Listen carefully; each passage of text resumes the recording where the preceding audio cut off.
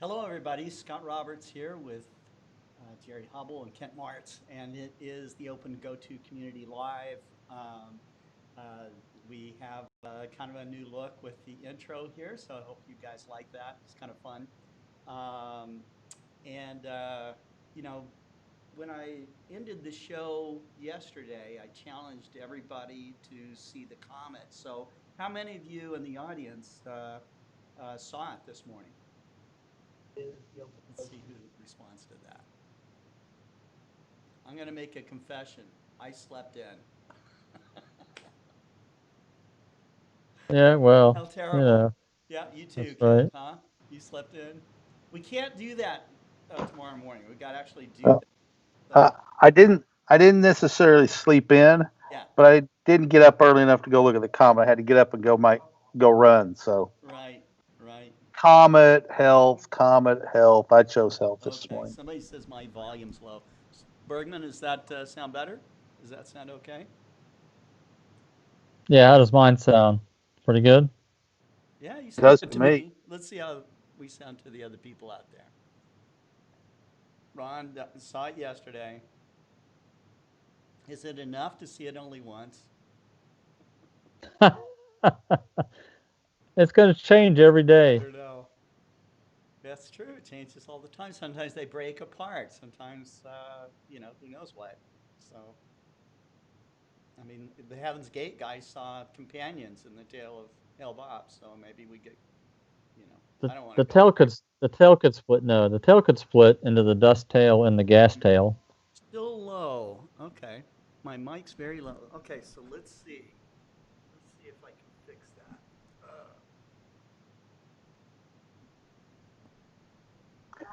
Scott, that sounds great. Stay in that position the rest of the show. How does it sound now, guys? How does it sound now? You sound okay to me. Everyone else but my volume, huh? Oh, it just bumped up there for a second. Did it? Yeah. Yeah. Well, I put the gain up, so he says better. Still not great, huh? It's Not going great. back and forth a little Low bit. still. Yes, good. Well, I got a suggestion. here we go. People can turn their speaker up. Oh, okay. Now the same. Better. Same. Yeah, that's better. Yeah, that's low. Yeah, That's a little louder. A Slap but the little then you mic. louder. Okay, I'm slapping it. There it is. but then you yeah. If our videographer saw you do that, steam would come out his ears because that's not what you're supposed to Why, I'm do. a videographer. Paul says. That's right. That's right. Okay. All right. So we got a lot of people here with us today. Yeah. Good crowd. We got Cohen here, Ron Delvaux, Dave Connolly, Brian Threlkeld. Yeah. Um, uh, Mr. Thump 30, Cohen, of course, Bergman Scooter, Dusty Haskins, James the astrophotographer, and Wolfgang's with us. Dave Connolly, he said, nope, Ireland is under clouds. That's too bad. Let's see. Alex Joel Bronze. Anselpuri from LA, of course. Um, and so, anyways, it looks like our group for today, which is nice. Uladrak is there with us. That's Wolfgang. Yeah, it was Wolfgang. Okay. And Redbeard WS6. What's up, Twitch? Okay, so we got a Twitch viewer. Thank you. So we are simulcasting, of course, on Facebook, Twitter, YouTube, and of course Twitch. So did I say that already? I Anyhow, just noticed your glad to have microphone you just. all here today. Our subject today is going to be, we have a lot of guys who do astrophotography and arguably one of the better camera control systems out there. Software clients with, telescope control and image processing and everything is MaximDL. And MaximDL is a program that's been out there for a while, so it's a nice mature program. So it's really something that a lot of advanced and I think maybe even some professional astronomers depend on this program. So why don't we, but this is the same program that runs the Mark Slade Remote Observatory. It's one of them anyways. Yep. And so Jerry Hubbell is going to take it from here and show us, talk about how it installs and some of the features and how you integrate it with the PMC-Eight. So can you see my screen here? Yeah. So I don't want to, you see the price range there. It's quite wide, really. It depends on what you're trying to do. The full-blown system that you can buy is for $600 is the observatory control system, complete observatory control system. If you just buy the $199, then you get to take advantage of the I think the image processing tools for your camera, so the $199 S big camera control, webcams, and basic processing only. The pro version is what you have to step up to get all the instruments, for your observatory. So it is a professional level suite that's used by universities. Some universities use it. A lot of commercial services use it. I know that the AAVSOnet telescopes use it. I'm involved with that system, and we use it at the MSRO as what Scott said. So there is a way to request a temporary license to try it out, and even if you don't really plan on using it and you want to learn something about the way other programs work at a professional level, you might want to go ahead and submit your name and email and get a temporary license to try it out and play with it and see what you think. I mean, at least you'll be able to say, well, Maxim has these features. Why don't my free program have these features? Right. You can talk to the developer of the free program and say, hey, I'd like to see this, or I'd like to see that, maybe. I don't know. It gives you a little more information, a little more breadth of knowledge when you're looking at these different systems on what's possible. So that's available on the MaximDL website. Hey, Jerry, is that fee a one-time fee, or is it an annual fee, or how does that work? No, they're not a subscription yet, which is really good. So this is a one-time fee right now, and you get a certain level of support for, I don't want to say exactly, it might be 1 or 2 years, I can't remember, where you can ask questions and get support directly from them. But then your support expires, but your license never expires. So you can keep using it as long as you like. That as far as that's the way it is right now. That's the way I bought a license back in, I'm trying to think, it's probably back in 2012, and that was when version 5 was available. And then I think I spent an upgrade. I did an upgrade path to version 6. That was a little upgrade cost for that. I can't remember what it was, but then I've stuck with version 6 right now. 6.16 is what we're running on the observatory. Mm-hmm. But that's available for you to try out, and you can basically do what I'm going to be showing you here in a minute to set it up. What, like 30 days probably? Yeah.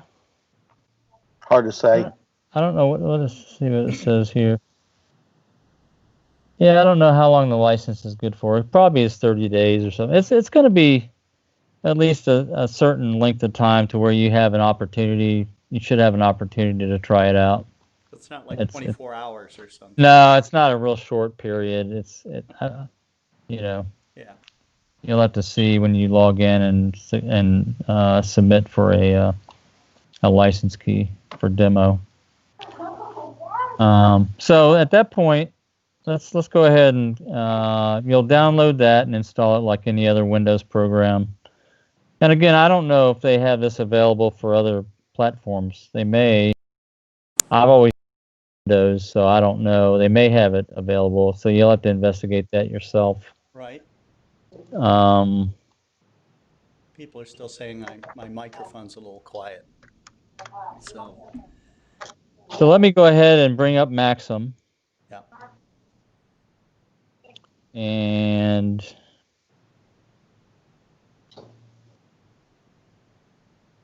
this is on my local machine. It's not on the observatory. It might be better to go. Let me log on to the observatory real quick. And because I can show all the equipment that's on there already in the setup better, I think, because mine's just a bare bones. I mean, I don't have any equipment connected to my computer right now. We'll see if Shannon's on here. She's on here quite a bit. Oh, nope. You Okay. see that? That's a pretty view outside your observatory, man. Yeah, Nice. that's it. That's right. That's West Virginia right there. That's not Virginia. That's West Virginia. Right. Let's see if I can get logged on the first time. Right.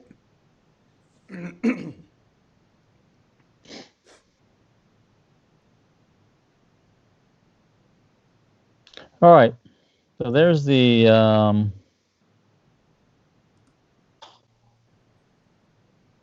desktop. Okay. And I'm going to start up MaximDL. I've got to wait for the, I don't know if I have to wait for that. I'm not going to wait.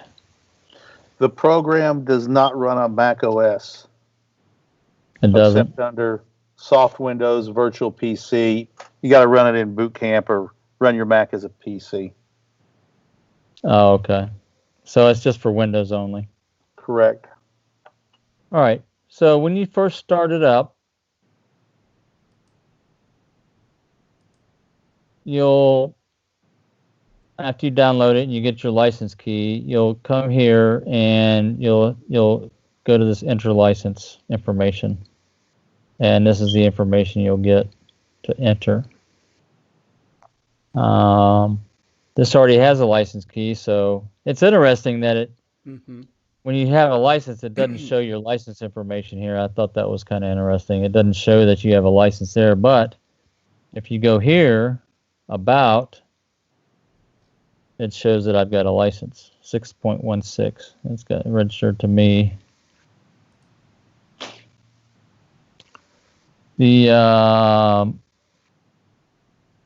So the first thing you're going to do when you start it up is you're going to go to your equipment. I'm going to assume that you've connected your equipment to your camera. If you have a camera that you want to use with Maxim, you have your mount. You might have a focuser. So we've got several things. We've got the mount, the focuser, the dome on the MSRO. We've got a webcam, and we've got a switch. So you can do remote power switching here too with this system, which is very nice. And then you can also have a weather system. Have you, Jerry, have you done remote power switching from MaximDL before? I know that you have a separate system for it. Right. So yeah, there's a web power. We use a web power switch, the digital loggers web power switch. I don't know if you can see that here. That's the name of it. If you search that on the internet, you'll find it. We leave the system, the computer stays powered up. All that stuff comes through this web power switch. So the computer stays powered up. The peer equipment stays powered up, which is the router and the USB hub, and the PMC-8 stays powered up. And we separate out the cameras because those are the things we don't want to run all the time. And we also separate out the telescope drive master as a thing to power up. So let me go ahead and connect to the switch real quick. Well, let me back up. Let me show you, when you configure these things, you're going to hit these buttons here, these arrow buttons, chevron. So for example, let's go to the telescope. It's connected. It shows you what it's configured to. It's configured to the POTH hub. Right. So what you want to do is first start the POTH hub and connect to your mount. So I'm going to do that. And I've gone through the setup. I don't know if I need to go through the setup of the POTH hub. I've done that on a couple shows already. So what you're going to do is you're going to connect to the scope with the POTH hub. You can see the information came up. It's connected. And then you're going to configure the telescope. You're going to choose, and you're going to set up. You're going to select POTH hub because that's our dispatcher for the mount. There's a lot of different programs that might use the mount information, so you want to use the POTH hub as the dispatcher for that information. We are working on a server version. We're very close to getting it out soon. I would say within the next, by the end of the month, it'll be out available probably. Mm-hmm. We're doing the final configuration of the server version of the ASCOM driver, which means you won't have to use POTH. But for now, we'll do that. And there's... So Jerry, once you go to the server version, all these other things that currently connect to POTH, then we'll connect to the server version, right? We'll connect to the PMC-Eight ASCOM server, right. Mm-hmm. Okay. So, yes, exactly. And the POTH controller itself will go away, or will it still be available? Well, you can still use it as a client. I see. You can still use it won't be required. Right, exactly. I see. Yes. People like using it, the hand controller on it, I think. Okay. So that's available. The virtual hand controller. Right, this north, south, east, west. But Maxim, I'll show you that in a minute. Once we connect, that Maxim has that also. While you're connecting here, I'll give a shout out for Brian and Samir, or for Kent and Samir. Brian Threlkeld came in. And he says he's a new listener.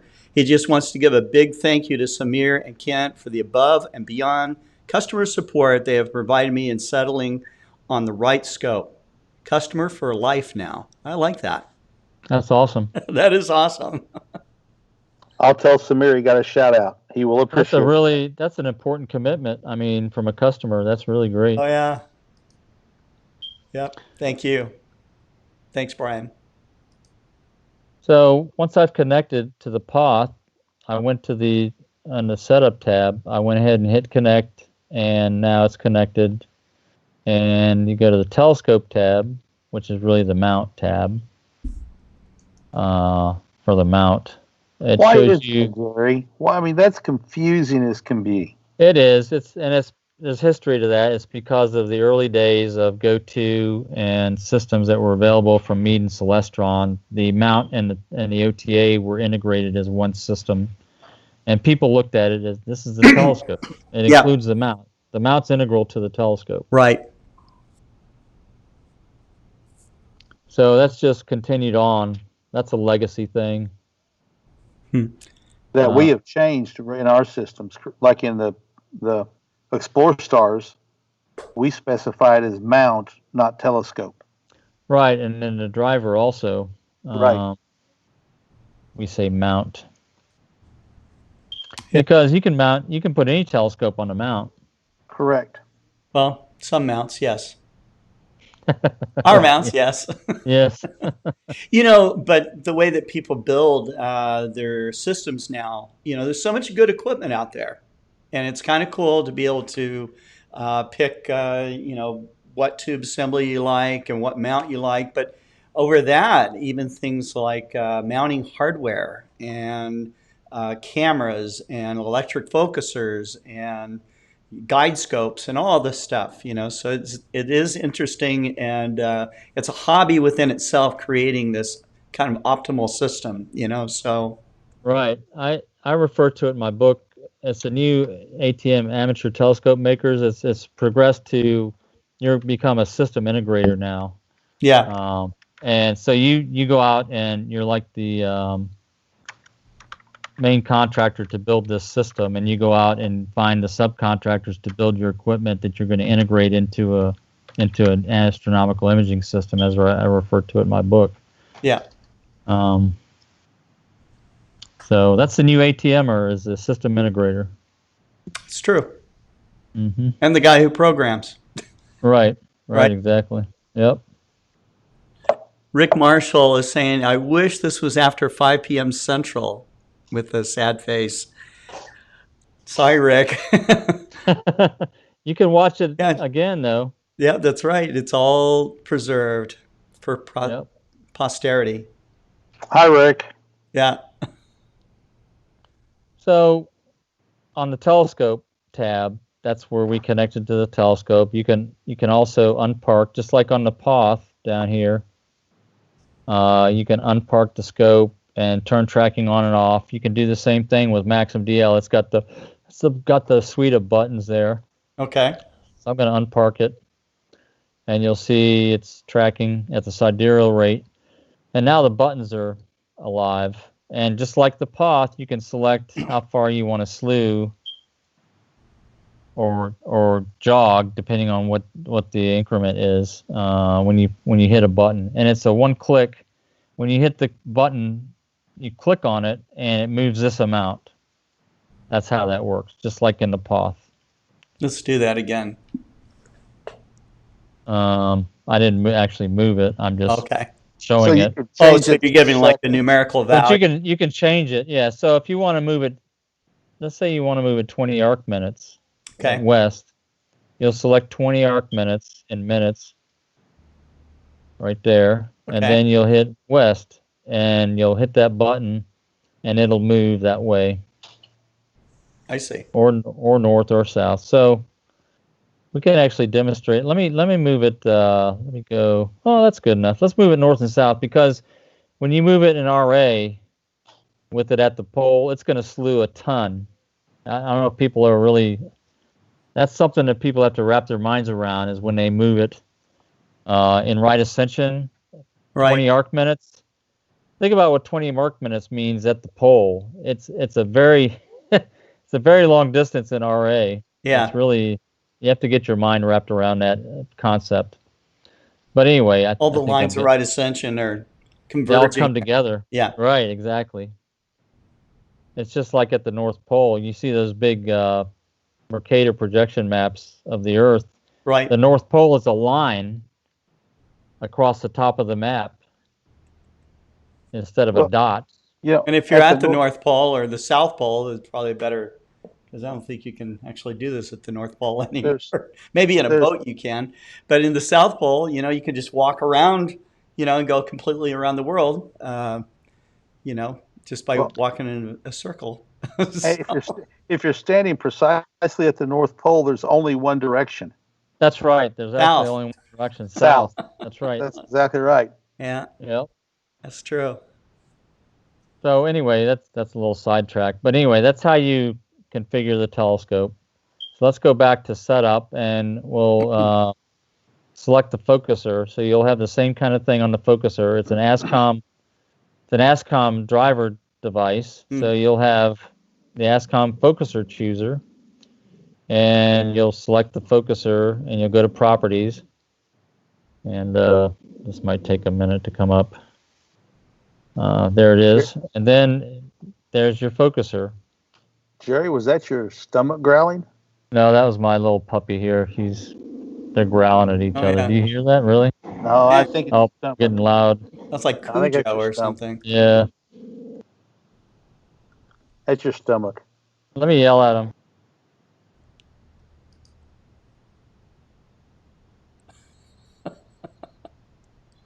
You're muted.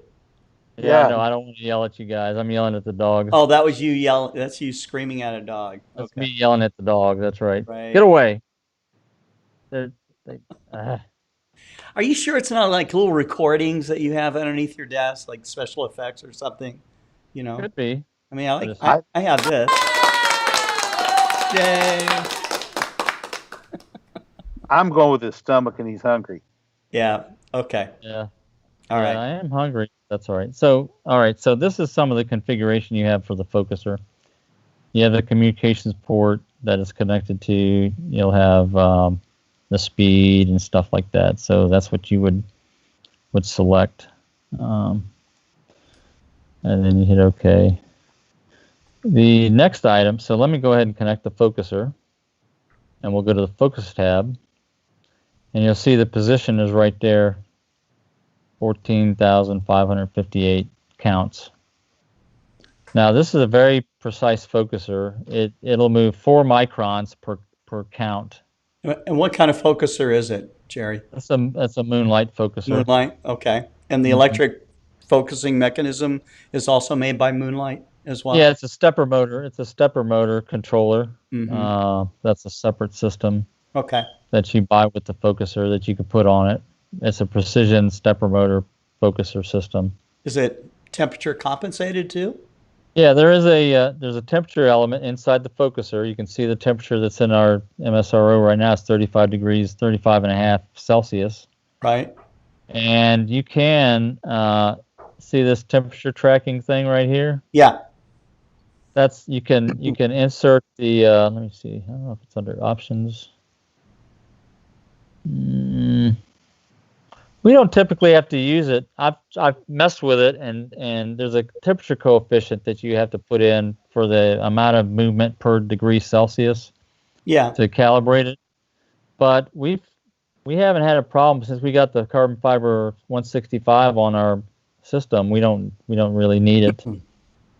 It stays in focus quite a bit. Excellent. Quite a long time at night. Yeah. So we don't bother using it. Yeah. That's So this is an advantage of carbon fiber. Yeah, this is a case where I like to say the best feature is no feature because we don't have to mess with that. We don't have to worry about it, and it doesn't interrupt our session. Right. So that's the focuser. Okay. The next thing is the dome. If you've got a dome like we do, it's called. We have a control system on the Technical Innovations Dome called Digital Dome Works. Actually, let me disconnect. I'm going to go to that setup. And you'll see you'll have the ASCOM Dome Chooser and Digital Dome Works. There's one of the domes that they provide. Okay. We loaded and then you have the properties for the dome. So this is kind of interesting. You'll see that you've got the serial port for the dome controller. That's something you'll have to figure out yourself when you go to connect up all your USB ports. If all your equipment is USB provided connections, then it's easy to understand what COM ports are assigned to each of those devices, and then you can use that in the setup.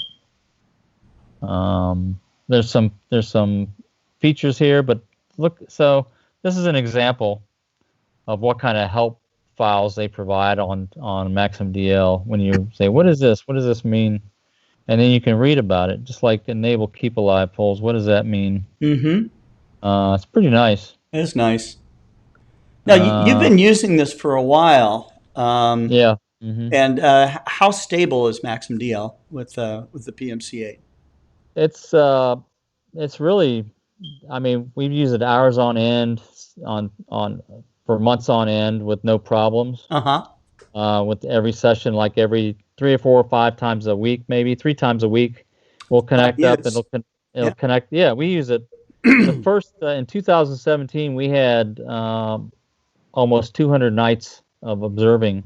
Oh, wow. With the system. Yeah, that's very pretty. And now, there is one thing that we noticed that we have a problem with. We'll get deep into a session sometimes, and it's with, every a few months, like maybe 2-3 months, we'll have this. We'll be in the middle of a session, and then Maxim will just lock up and bomb out. Huh. And why would that happen? It's either a memory problem. It's had a problem accessing memory, because we notice it also when we're doing focusing when we do a high rate imaging. Okay. It'll take 2-second frames to do the focusing, to do the autofocus function on the focuser, which I didn't really show, but it's got an autofocus feature. And if you try to do something else while it's in this routine, it'll lock up. So it may be a memory access problem or some other timeout problem. But the nice thing is the way the PMC-8 works, the way the the focuser works, the dome. Now, if the dome loses connection to the control program, it'll perk itself. But the PMC-8 doesn't care. The PMC-8, because it's under control of the POTH or the driver server, once we get there, it will maintain its position. It knows where it's at all the time. So you can just refresh the connection, reconnect back up to it with Maxim. It'll know exactly where it's at still. So there's no reparking. There's none of this manipulation to get everything back up and running. It's actually very fast to restart Maxim and get all the connections. So you reconnect everything, and then you're back to where you were, basically. I see. So that's good. So that's a good feature. I see. And that's part of the driver. That's part of the design of the overall system also, because we have all these different functions separated to where it's reliable that way, where you can have failures in one area without affecting the whole system. Yeah. So we'll go to that's properties for the dome. Okay.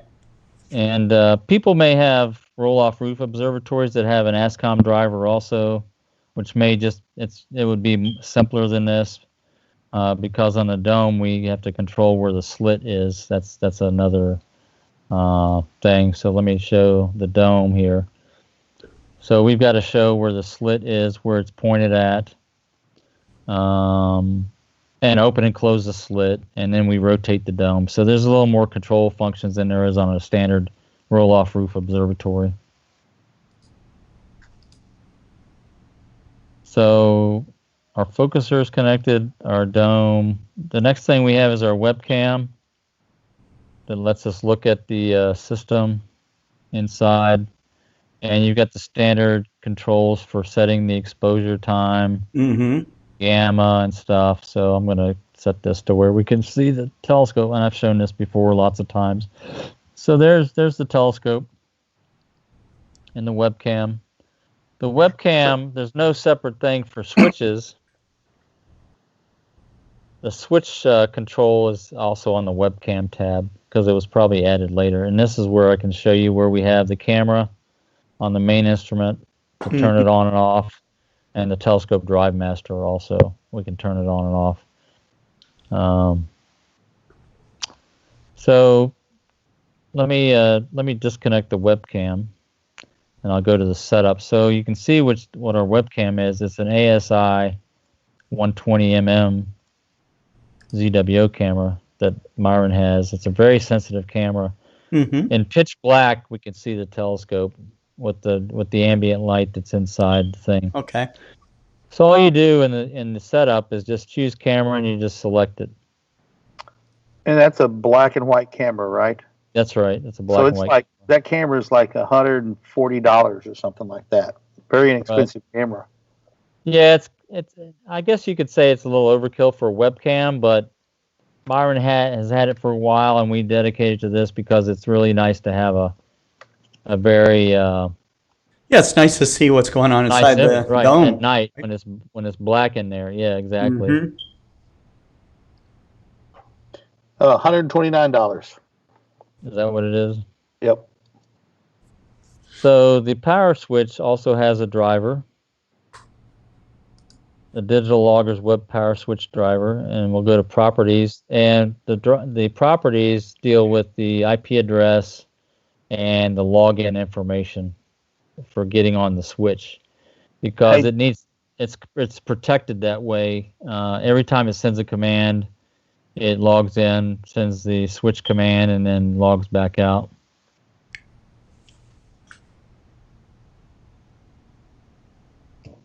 What's your password, Jerry? It's write this down. It's for me to know and you to find out. That's So awesome. for me to know, FLR. I just thought I'd go. I thought I'd try and do a little spear fishing. Yeah, that's the phrase. That's the passphrase that I use For everything. for everything. That's right. It's Right, bank very secure. accounts, everything. It's good. very secure. Oh, yeah. No one will figure that out. Well, but you don't have any numbers in it or capital letters. So No. actually, you could have a 4, the numeral 4, and you're good to go. Yeah, you could. Now, is that an uppercase 4 or a lowercase 4 that you use? Yeah, I like using uppercase 4s. I always put my numbers in uppercase. It just looks more impressive that way. That's right. That's right. Mm-hmm. I really like I use Roman numerals. That makes longer passages too. Yes. That's an idea. Right. So that's how you configure your equipment on MaximDL for use. Awesome. And then you got tabs for every piece of equipment that you have on the system. One of the nice features of the focuser is you do have an autofocus function where it'll go out and take 2-second images and drive your focuser in and out, and it'll draw a V-shaped focus curve. I don't know if people have seen that. So what it measures is the full width at half maximum, or the half flux diameter of the star image on the star on the image. It's a profile like we've talked about before, but it's how big the blob is, basically, how big the star blob is. So the key is to minimize that. So what it does is it drives it out of focus and starts taking images, and then drives it in, and it draws this curve. So as your half flux diameter gets better and better, it comes down to a value for position, and then it turns around and starts going back out of focus. So it's basically driving it in and out of focus, and where the V, and then it plots a line, a least squares fit for each side of that V curve, each line, and wherever the intercept is, wherever they cross, that's the best focus position at that time. So you got a V-shaped curve with 2 lines drawn to get pass through the data, and then wherever that's minimal, that's the focus position. That's how that works. We have a question here. Ron Delbo wants to know if you're observing and the wind comes up or a front comes in, bad weather, how fast can you close up the whole system? Well, what you're really most concerned with is closing the dome, because once you've done that, then you can take your time to shut down everything else. So the dome can close very fast. So I'd say very fast. It's within a couple of minutes. But I can show, let me go to the webcam. You can open and close it. Yeah, I can show you what it looks like here. I don't know why I guess I reconnected to it goes back to this default settings. I don't know why, but the camera? The camera settings and stuff. I don't. Yeah, that's good enough. Open the dome. I want to make it dude. Yeah. All right, so let me open the dome. I'm going to hit OK. All right. I can see it real well. I'm looking outside my window to make sure it's not raining, so it's not raining right now. Well, I thought this was a remote observatory. How do you mean you're looking out your window? Well, I'm close enough to if it looks like storm outside at my house, it's pretty much the same over at the observatory because it's only like 4 miles away. Right. But it might as well be 4,000. I mean, it could be. Yeah. And if it was, you could have your weather station hooked up on top and be monitoring just those things. Right. We also have a Skycam that's on one of our other stations that we can log into. I'm going to change it. So you can see how bright it is outside with this setting. Oh, yeah. Let me fix that. So it takes about 2 minutes probably to open the shutter. We had to replace the motor on the system late last year. The motor, this dome system we had is almost 20 years old. So the shutter motor failed on us, and they didn't sell it anymore. So I had to go out and find a generic replacement motor. Yeah. And I replaced it with a motor that only turns half as much as what it did before. So it takes twice as long to open the shutter now. I think it's better overall because it doesn't stress the shutter cables so much, going slower. Mm-hmm. I mean, it would have worked fine with the faster motor, but that's my excuse for picking the wrong motor. Yeah. So Jerry, somebody that Sound like you knew what you were doing. Or, Yeah, right. right? That's right. so It's an somebody after the fact reason. so you were talking about a roll off roof. Somebody could hook up a garage door opener and Yes. automate it, go off, and pretty easy to hook it up, right? Yeah. And with Yeah. with the right abilities. Yep. And I'm sure there's systems out there that have repurposed these garage doors and have an ASCOM driver for you to hook up to the motor system. It's pretty straightforward. I mean, it's really, the roll-off roof is the simplest observatory enclosure you could ever have because it's just got one control, open or close, and then you have to wait for it. That's all there is to it. Yeah. Cesar Brolo says, so nice when the things work properly. I'm enjoying how responsive this dome, guys. You know, things working properly. I had customers in the store yesterday and went to a PMC-Eight, an Exos 100, and was going to basically show off the system. Couldn't get the iPad to connect. Oh, yeah.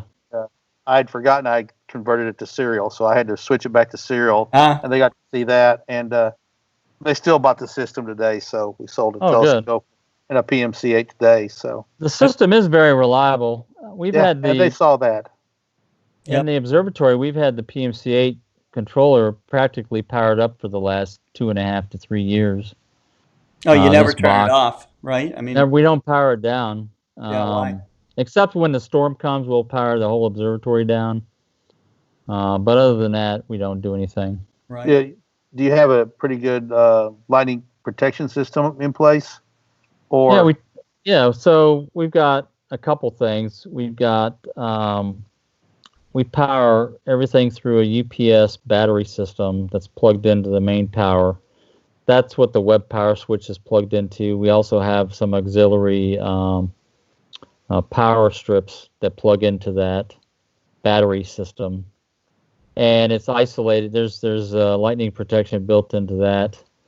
Our communications line, it runs over the power line also. We have Ethernet over power line, communications to our router. That's got some protection on it also. Yeah. Somebody's making a comment here on Twitch. Redbeard's watching us, and he said, I got your 30 millimeter 82 degree eyepiece from Woodland Hills where I got my Comet Hunter. It's so awesome. I just love your products. Well, we love you, Redbeard, so that's awesome. Yeah. So I just started closing our program. I just started closing the shutter again, so you can see how long it takes to.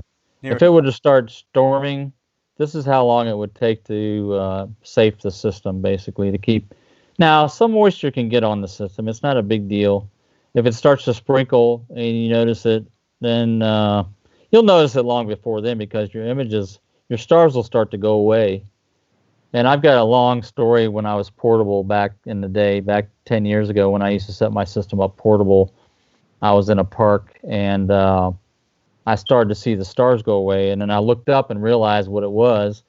And then a security officer came by. They would always come by every once in a while and talk to me about what I was doing and stuff. But this guy would just not be quiet. I was trying to tear my system down and get it packed away before it started pouring rain. Yeah. And I wasn't successful. Because the guy wouldn't be quiet. He wouldn't be quiet and leave me alone, so I learned my lesson there. Oh, yeah, that's right. So now it's closed. Yeah. So 30 seconds, 45 maybe. Yeah. Unless you got massive hail coming in, you're going to be fine. So yeah, that's right. So we're going to be taking some questions here in a little while. So if you got questions, I know Cohen asked one a while back. We'll get to that one. But if you've got other questions about the PMC-8 system, one of the mounts, or any of our other products, go ahead and start asking those questions so we can field your questions. We've got 15, 20 minutes left. I'm going to go ahead and disconnect everything So I want to park.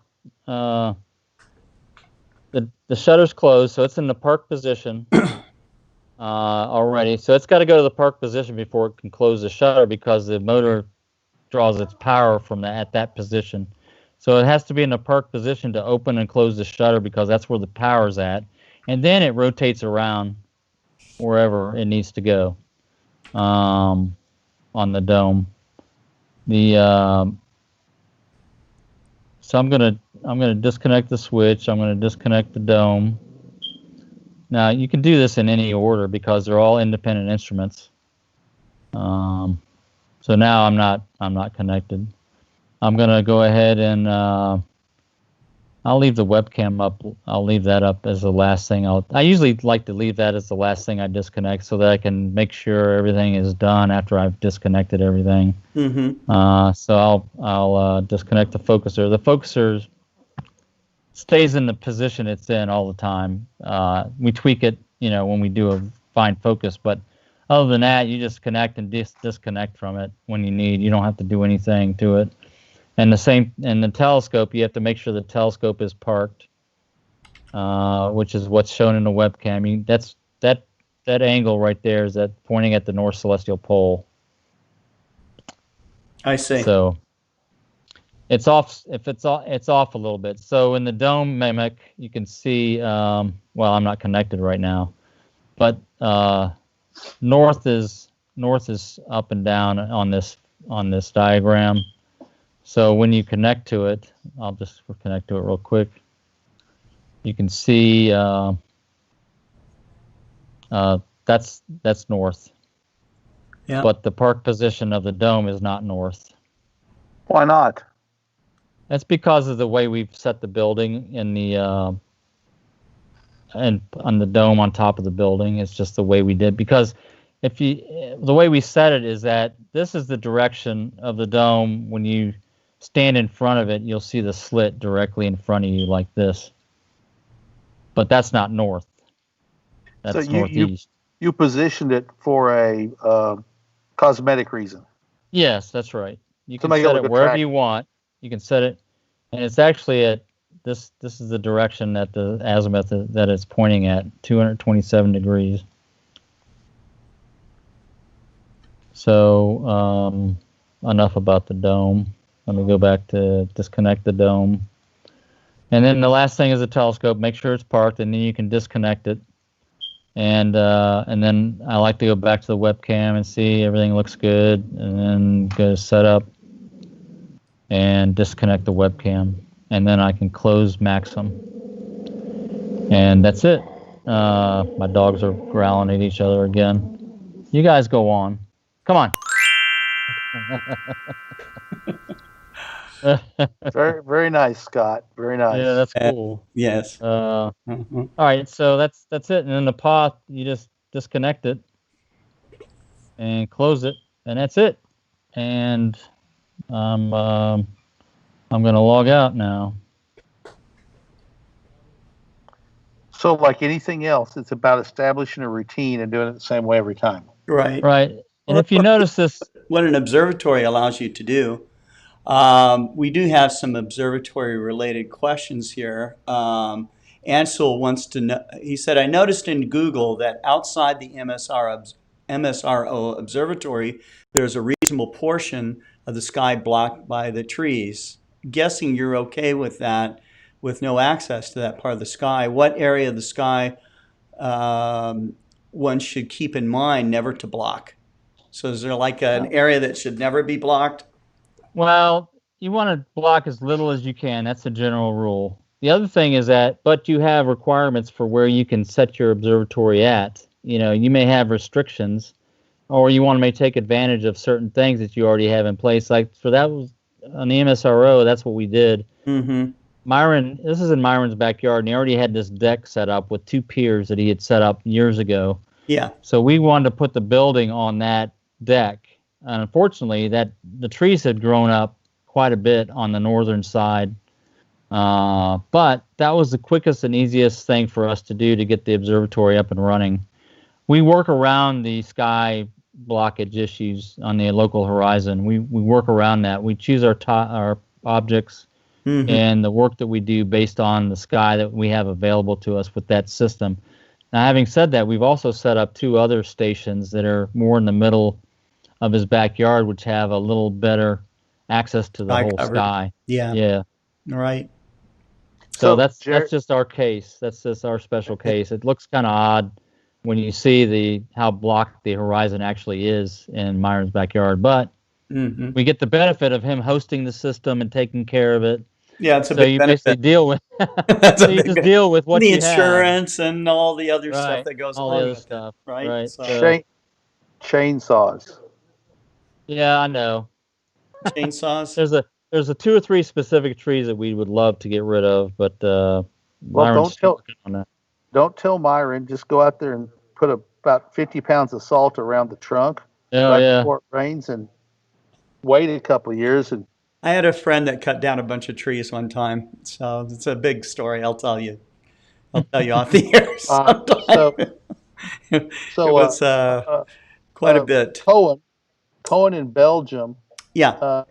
had asked a question early on. Is there a way to add NeoWise to the Explore Stars program? And the answer is no. The answer is easily no, not to the specific database. Now, there is a way to go to NeoWise, and that's by entering the actual coordinates. Declination, sure. Yeah, the coordinates. The problem is the coordinates change all the time for comets and asteroids and things like that. So unless you have the ephemeride information, the orbital parameters for that object, that's not built into that's not a feature we have in Explore Stars to be able to enter. But that could be a new feature. So I would go to the groups.io and add it to the new feature requests for sure. That's similar to the 3-line elements that people have requested for satellites. I mean, that's what the orbital parameters are for these objects. So that could be a feature. You could enter a new object and enter the orbital parameters, and then it would calculate the current position. Right. You can manually slew to it. Find, like, for instance, it's close to Capella, so you could select Capella. Oh, yeah, it's bright. It's not hard to find right now. And then navigate to it, and it's going to stay fairly well on that spot, because while it's moving perpendicular to the axis, to the rotation of the Earth, it's still going to stay in the eyepiece for an extended period of time, and provide good photographic tracking, because most of the pictures I've been seeing have been 3, 4, 5 second exposures. So you could track that thing and take some pretty good exposures with a camera and still, or a telescope, and still get good sharp images. Let's see. And James, the astrophotographer, says, when you slew to an object, the joystick has a mark on it. Is that showing position of the object you chose? I had someone ask me when I was doing outreach, and I honestly couldn't remember.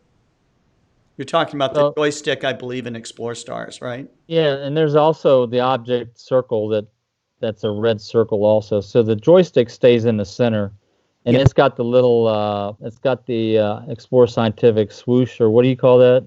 Yeah, our golden O. Our golden O in the center on the joystick. It's a red O in this one.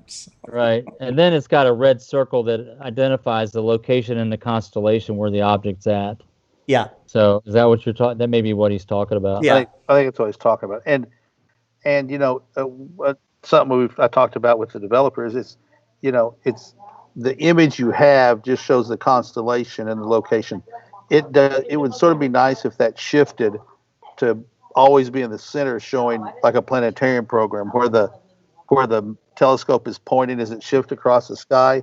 But that's pretty heavy lifting for programming and for data consumption, and it would be if we did that, we would just go to a full-blown planetarium. Right. Yeah, and there's already 5 or 6 different ones that people want to use anyway. I mean, it's not like we need to reinvent the wheel here. Right. Right. Which is what we would be doing. Yeah.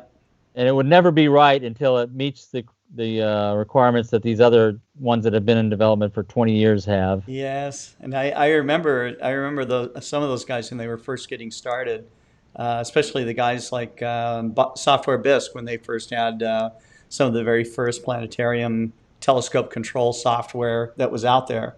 And, it just got more and more advanced and more, and the feature creep on those programs is incredible. People have, hundreds of suggestions for almost every aspect of the program. And now they've done many of those. I'm sure they've done thousands of, little changes and upgrades as all of them have, so, Right. so It's tough for us to get late in the game to get involved in that area. Yeah, if I wanted to hire a whole team of programmers just to do planetarium software, but I'd rather build telescopes and mounts. That's our game. Yeah. Okay, you want to have a contest? How about if we have a contest? Kent, what's your question for today? Okay. And you guys have been generous this week, giving a lot of stuff away. Okay, so the prize this week, because we like to show the love, We like to the prize this week is an Explore Scientific shirt, and I think we have red, gray. It's not your shirt, right? If you want this shirt, I'll give you the shirt off. Take the shirt off your. I will take the shirt off my back if that's what you want. Yeah. Red, gray, black, and we also so it's these polos. And I think red, gray, black are the colors we have. So the question, we're still comet related, I guess. So we know there's comet Neowise, right? So there's at least one visible comet. Yeah. Here's the question. Okay. How many comets brighter than magnitude 14 are currently visible around the globe? And I'll give you a hint. It's between 1 and 99. Okay. How many comets are there visible around the globe right now? And this was as of July the 6th. I'll qualify it.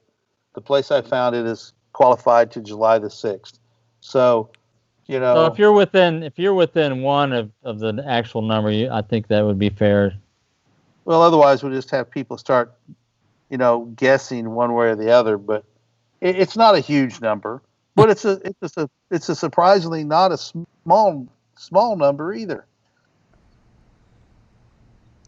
It's more than 2, right? It's less than 99. No. Okay.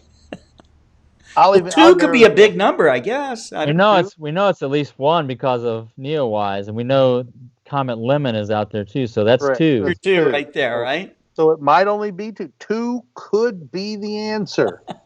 Could. Brian Threlkeld. James the astrophotographer wants to know if those shirt sizes come in size HM. What's HM?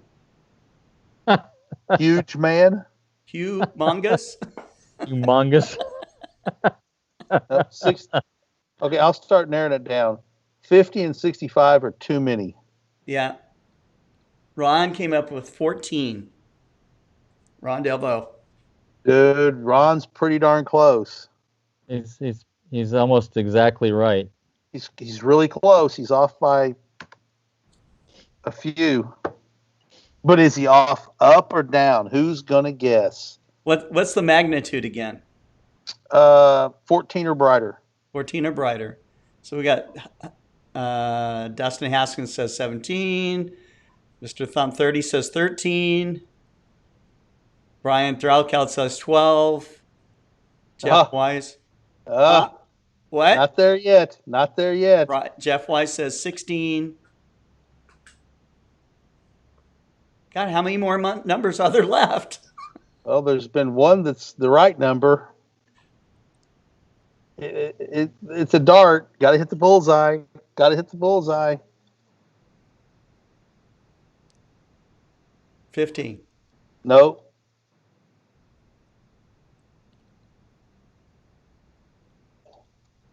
Bingo, Ray Shaw. Ray Shaw, 11. 11. Wow, that's great. Now, that's awesome. Okay, we'll give him a big applause for that. There you go. Okay. Now, this is based maybe on... a bicycle horn. There you go. That's great. It's like Scott's in a candy store. I am. All right. So this is based on cometwatch.co.uk. and they have all sorts of common information. That's where I found it. CometWatch.co.uk, huh? Yep. And Okay. I will post that on the stream, Scott, so they all see it. So cometwatch.co.uk. That is my source of knowledge for this. Okay. So, Ray, you need to send me an email, and don't forget, but go ahead and do it as soon as we sign off, or do it right now. Send an email to service, SERVICE, at explorescientific.com, and Scott can put in there as well, but it's real straightforward. Put attention Kent and prize winner, and tell me the size you need, and I will, and then your preference of color. So they're red, gray, and black are available. Give me the preference of order, and I'll fill you with what we have. So I'll try and, if you want red, and that's what we have, I'll fill it, but I'll just give me the order you want, so we'll get you something. I'll also need your full name, shipping address, and phone number. Right. DNA, bank account numbers, anything else you're I want to willing remind everybody to divulge. share, like, and subscribe also. Share, like, and Yes, subscribe. share, like, and subscribe. That's right. Yeah, that's great. So, so are we? I guess we're coming up to a wrap here. Yep. We will have a show. Not today's Wednesday, correct? So, Although, yeah. yep. So we have Dr. David Levy is going to be joining us on Friday evening at what is six Central in UT. 6 Central is 11 UTC. 1100 hours UTC. 1100 hours. Okay, so and so David Levy is going to be spend his evening with us, giving us a talk. So kind of timely, you know, with a comet being out there and such. How many comets has he discovered, Scott? Do you remember the number? Like 23, something like that. Yeah, I'd like to see what he thinks about these the SOHO discoveries and what people are doing with the data and how they're doing discoveries versus what he did. Well, you have to ask him on the show. So we're not going to have this broadcast at 4:00 Central, correct? yes, we are. We're going to have this broadcast, and then David comes on at 6. At 6, Okay. 2 hours later. Yes. Right. Okay. Mm-hmm. Yeah. So, yeah. So if you're not doing anything better on a Friday night, and what could be better than listening to David Levy give his talk? He's always he's great because he's, you know, a lot of astronomers tend to be kind of technical kind of guys, you know. David tends to be more poetic, you know. So I've had him on. Tends to be more poetic. It's more than tending. That's true. We had him sing one time on one of the shows, so that was kind of, you know, that was great. So, so anyhow, well, people have passion for this hobby. It's an emotional thing. Oh, sure. You know, of course they do. Of course, Well, they do. it's not just a technical engineering thing. It's emotional too. That's right. His original degree is in English literature, correct? If I remember correctly. His PhD is in literature. So he wrote his PhD thesis was on Shakespeare's connection with astronomy. Yeah. You know, so it had to be the real deal. So it's pretty interesting. And he's got a book about his life out that's been out for now maybe about a year, and he's writing a book for children, which I think might be out pretty soon. So that's pretty cool.